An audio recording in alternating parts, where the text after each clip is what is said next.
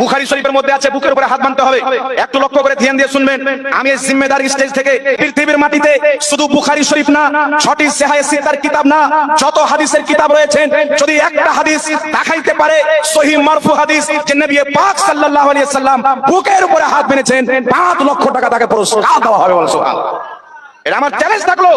হাত উঠিয়ে ডান হাতকে বাম হাতের কবজির উপরে রাখতে হবে।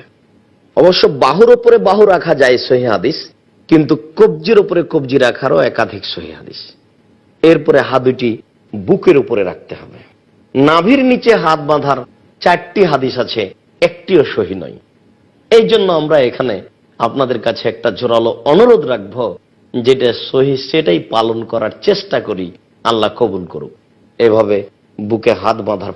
আবু দাউদে একটা হাদিস আছে, আবু দাউদ খণ্ড নম্বর 1 বুক অফ সালা, বলা হয়েছে নবীজি নামাজের সময় নাভির নিচে হাত বাঁধতেন। তবে এটা জয়ীফ হাদিস।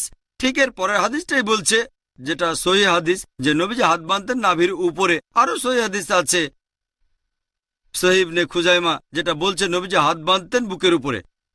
সহিহ হাদিস যখন বলছে নবীজি বুকের উপর হাত বাঁধতেন, নাভির নিচের হাদিসটা জয়ীফ।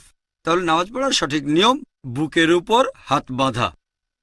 তার মানে এই না যে ইমাম শাফির সব কথা ঠিক অথবা ইমাম আবু হানিফা তারা দুজনেই শান্তিতে থাকুন, তিনি ভুল। এরা সব